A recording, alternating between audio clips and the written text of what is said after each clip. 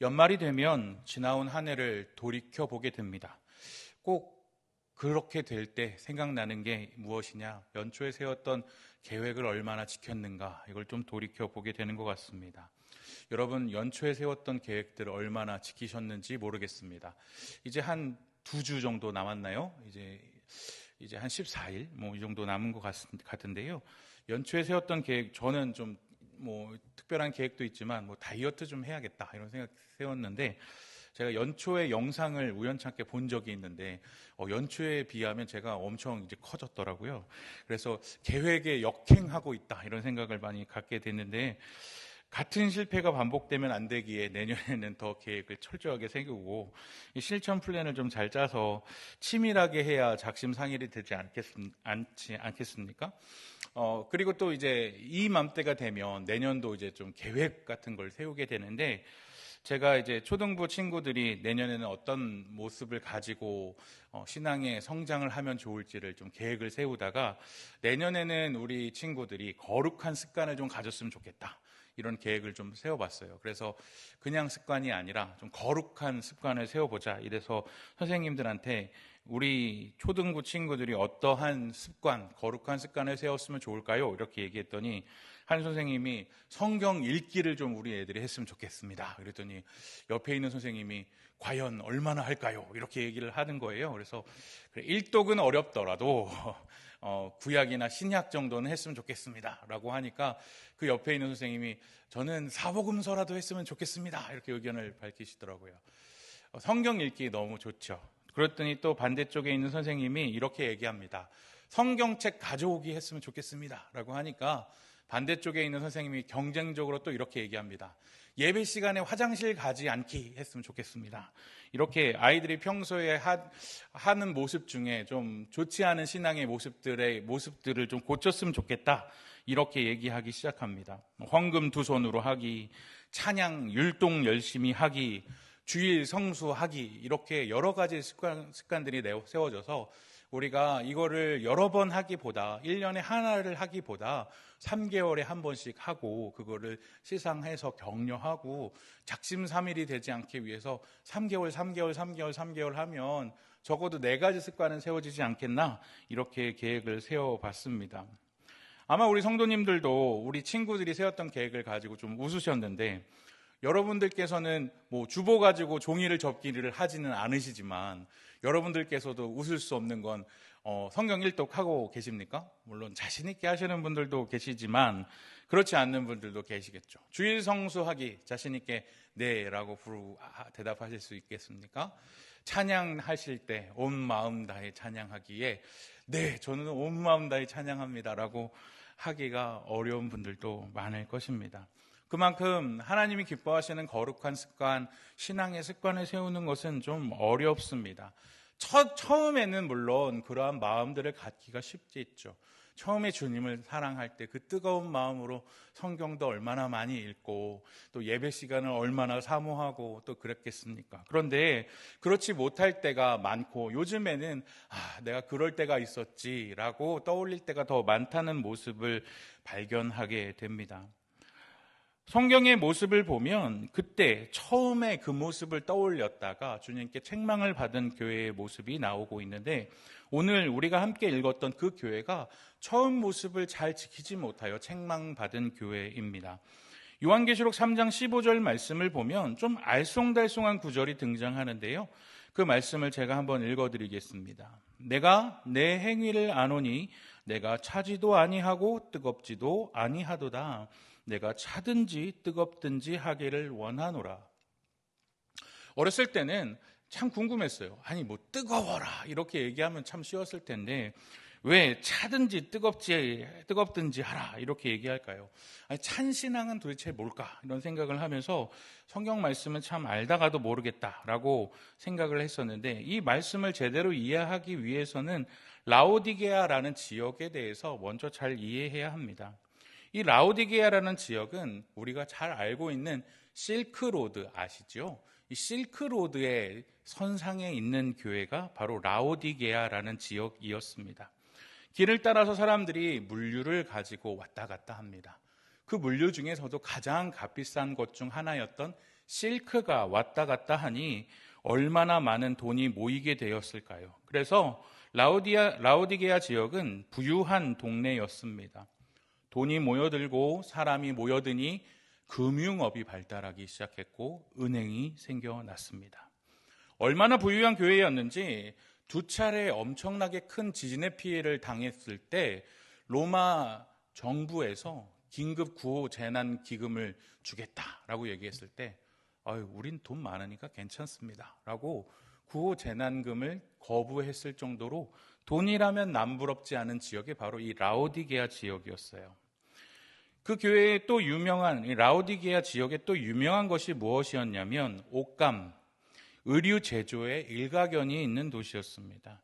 특히 그곳에서만 나는 검은 양모가 굉장히 비싼 값에 팔려 나갔습니다. 흰색 양모면 뭐 그렇다 치는데 검은색 양모라고 한다면 그곳은 특별한 염색 기술이 있는 아주 값비싼 실크를 판매하는 지역으로 유명했습니다.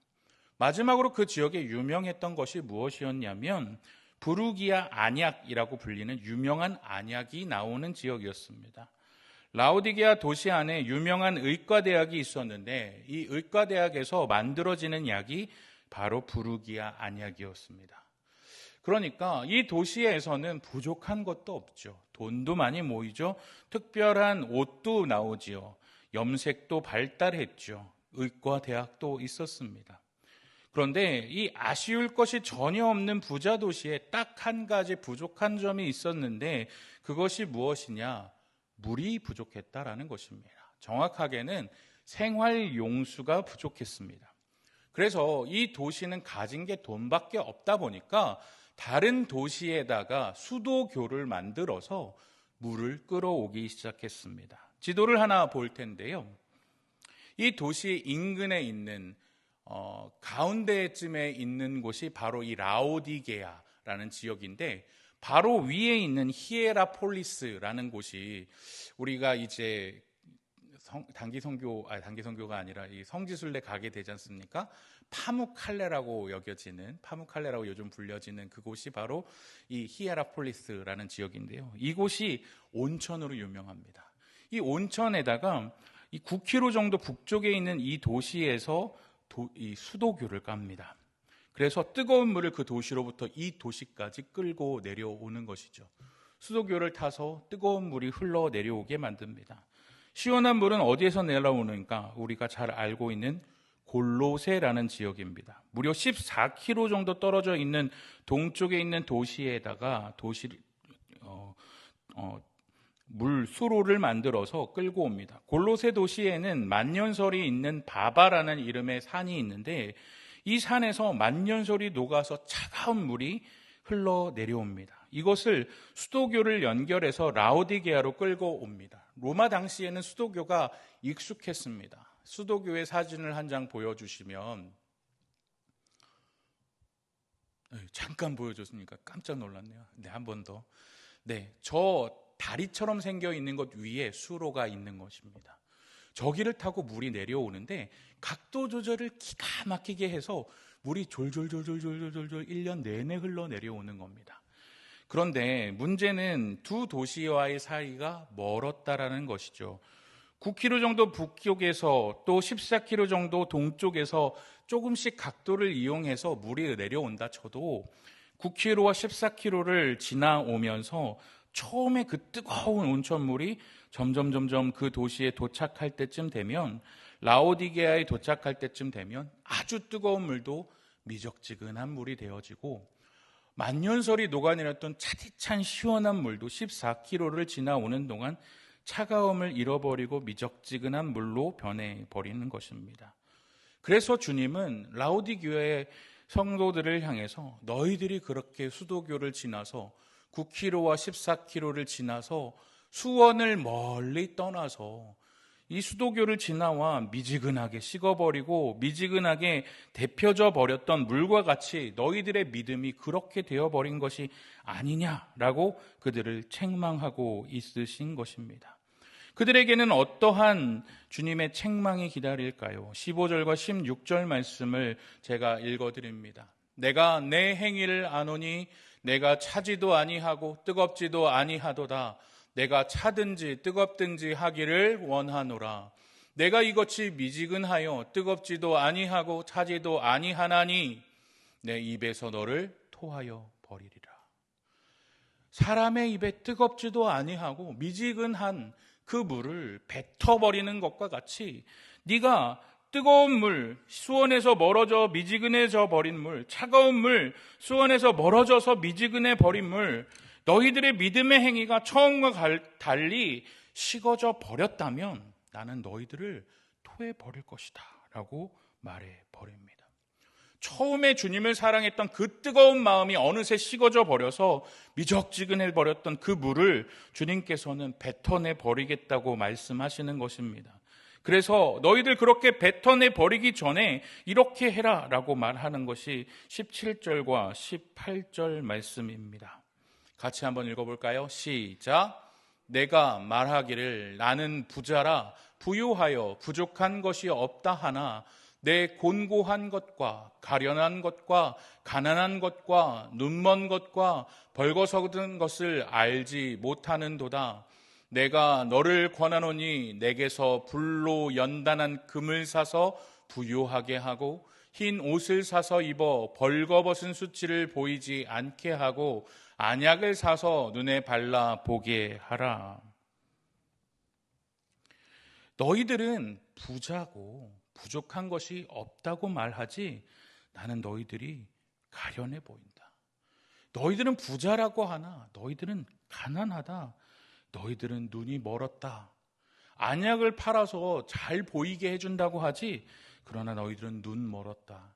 너희들은 옷을 팔아서 옷이 많다고 하지 내가 볼 땐 너희들은 벌거벗은 것과 같아 라고 그들을 책망하고 계시는 것입니다. 그러니 너희들은 내게서 불로 연단한 금을 사서 부유하게 하고 흰 옷을 사서 입어 벌거벗은 수치를 보이지 않게 하고 안약을 사서 눈에 발라 보게 하라 라고 말하고 계시는 것입니다. 너네 도시가 자랑하는 그 금, 너네 도시가 자랑하는 그 옷, 너네 도시가 자랑하는 그 안약, 나에게는 아무 소용이 없고 그것이 부유한 것이 아니다 라고 그들을 책망하고 있는 것입니다. 그들이 부족한 것은 무엇입니까? 불로 연단한 금, 흰옷, 안약, 그것이 부족합니다. 금이 많은 부자에게 금이 없다? 말이 안 되는 것이죠. 그런데 금이 부족하다라는 말은 무엇일까요? 성경에 보면 교회를 가지고 반대적인 부분에서 대조되는 교회가 한 군데 등장합니다. 라오디게아 교회와 대각선 방향에 있었던 서머나 교회는 가난한 교회로 등장합니다. 요한계시록 2장 9절 말씀을 보면 이런 말씀이 있죠. 내가 내 환난과 궁핍을 알거니와 실상은 내가 부요한 자니라. 라오디게아는 부자 교회의 대표라면 서머나 교회는 가난한 교회의 대표였습니다. 그런데 서머나 교회는 왜 가난했을까요? 그들은 황제 숭배를 거부했기 때문입니다. 그래서 세상적으로 핍박을 받아서 가난해졌습니다. 고난을 당했습니다. 힘들어졌습니다. 그런데 주님이 볼 때는 그 사람들이 더 부자였습니다. 그래서 주님께서는 라오디게아 교인들에게 이렇게 얘기하는 것입니다. 곤고하고 가련한 가난한 너희들아, 불로 연단한 금을 사서 부요해져라 라고 말하는 것입니다. 불로 연단한 금이라는 말은 우리가 어디서 많이 등장했을까요? 욥기에 보면 그 말이 나오잖아요. 내가 정금같이 나오리라 라고 말하잖아요. 스스로를 더럽히게 하는 모든 죄를 불타올라서 그 어떠한 더러운 것이 없는 순수한 금, 그것을 정금이라고 부르지 않습니까? 그래서 불로 정결하게 만든 그러한 것은 세상의 문화, 우상 숭배로부터 이 세상이 돈이 최고라고 말하는 그러한 문화에서부터 구별되라고 주님은 말하는 것입니다. 세상이 최고라고 말하는 부자, 세상이 최고라고 생각하는 우상 숭배, 그러한 것들을 제거함으로써 너희 스스로를 구별하고 순결하게 하라. 그것이 진짜 부자다라고 말하면서 주님은 영적인 부유함을 얻으라라고 자신을 정결하게 하라고 말씀합니다.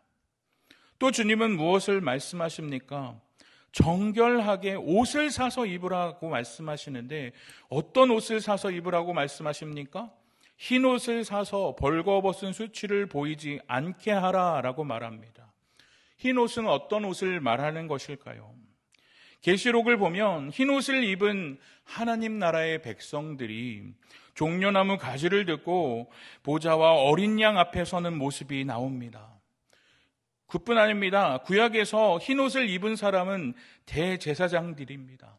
대속죄일에 하나님의 성소와 지성소에 들어갈 때 그들은 하얀색 흰 옷을 입고 하나님 앞에 나아갑니다. 흰 옷을 입는다라는 것은 겉으로 화려하게 염색한 옷감을 팔아 입는 옷보다는 소박해 보일지는 모르지만 흰 옷이라는 것은 하나님 나라의 백성으로서 구별되고 정체성을 가지고 살아가는 사람을 말합니다. 그러니까 오늘 흰 옷을 입으라라는 것은 너희가 하나님 나라의 백성으로서 정체성을 지키며 살아가라서 그것으로 너희의 수치를 보이지 않게 하라라는 것입니다. 그 화려한 옷, 염색한 옷이 좋을지 모르지만 나는 하나님 나라의 백성으로서의 그 수수한 옷이 더 아름답다 주님은 말씀하고 있으시는 것입니다. 마지막으로 안약은 눈을 보게 하는 것입니다. 이 눈을 본다라는 것은 라오디게아 교인들은 자신의 영적인 감각이 무감각해지고 둔감하여졌기 때문에 그것을 바로 보는 것을 말합니다. 영적인 분별력을 가져서 세속적이고 우상적인 것, 하나님이 기뻐하시지 않는 것을 구별하고 신앙의 순수성을 지켜나가라라고 주님은 권면하고 있는 것입니다. 그렇다면 연단한 금, 흰옷, 안약 이 세 가지를 어디서 가져올까요? 예수님께서는 내게서 가지고 오라라고 말씀합니다. 18절 말씀을 다시 한번 봅니다. 내가 너를 권하노니 내게서 불로 연단한 금을 사라라고 말합니다. 우리의 본질, 수원은 세상에 있지 않습니다. 우리의 본질을 회복하는 방법은 오직 예수 그리스도께 있습니다. 예수님 안에서 비로소 세상의 문화에 물들지 아니하고 하나님의 백성으로서의 정체성을 지킬 수 있으며 영적인 분별력을 가지고 세상을 바라볼 수 있습니다. 18절 말씀에서 계속적으로 반복되는 단어는 사서라는 것입니다. 사서. 무언가 대가를 지불하고 사는 것입니다. 은혜는 우리에게 거저 주어졌습니다. 그러나 이것들은 거저 주지 않으실 것입니다. 이건 무슨 소린가 하는 성도님들 계시겠지만 말씀이 그렇게 말합니다. 신앙생활은 누워있으면 누군가 먹여주는 것이라고 생각하지 않으시길 바랍니다. 우리가 불로 연단한 금을 소유하는 것과 신앙의 옷을 입는 것과 안약을 구하는 것이 거저 주어질 것이라고 생각하지 마십시오. 신앙생활에는 희생이 필요합니다. 이 자리에 미지근하게 앉아 있어 봐야 예배 후에 아무것도 남은 것 없이 신앙의 의무를 다했다는 안도감으로 떠나는 것밖에 남아있지 않습니다. 이 정도에 만족하지 말고 자족하지 말고 예수와 무관하게 원천과 무관하게 살지 말고 신앙에 열심을 내서 우리는 돌이켜야 하는 것입니다. 라오디게아 사람이라는 뜻의 영어 단어가 라오디시언이라는 말이 있습니다. 라오디시언. 네. 이 단어의 뜻은 열의가 없는, 냉담한 이라는 단어로 번역됩니다.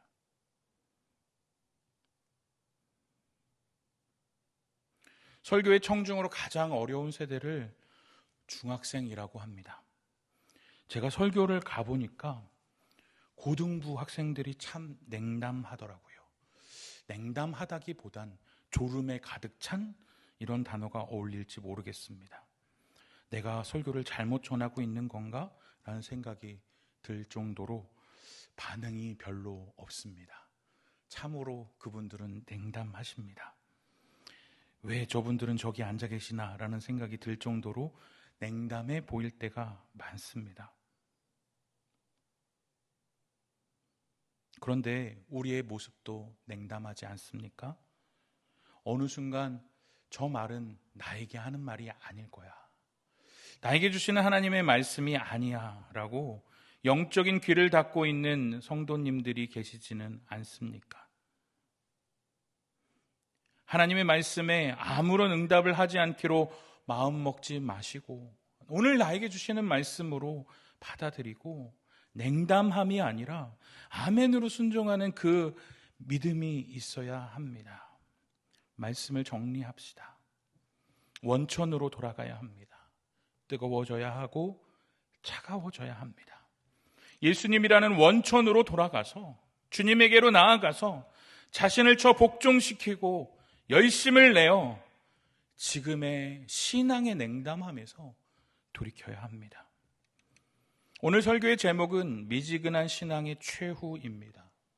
미지근한 신앙의 최후는 어떻게 될까요? 결국 주님의 입에서 토해내어짐을 당할 것입니다.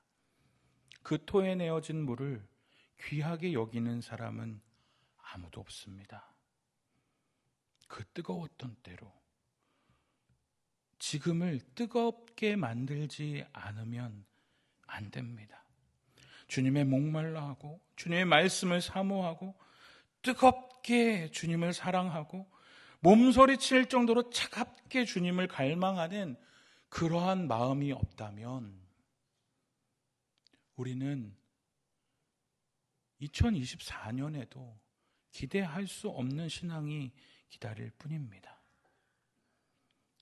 뜨겁게 차갑게 주님을 갈망하는 자에게 주님은 어떠한 축복을 주실까요? 20절 말씀입니다. 함께 읽어볼까요? 시작. 볼지어다 내가 문 밖에 서서 두드리노니 누구든지 내 음성을 듣고 문을 열면 내가 그에게로 들어가 그와 더불어 먹고 그는 나와 더불어 먹으리라. 그 말씀에 반응하는 자에게는 어떠한 복이 있습니까? 내가 그에게로 들어가 그와 더불어 먹고 그는 나와 더불어 먹으리라. 주님이 나와 함께 하시고 나와 동행하시고 주님과 함께 왕노릇하는 축복이 우리에게 주어질 것입니다. 사랑하는 송원교회 영가족 여러분, 2023년이 마무리되어지는 지금입니다.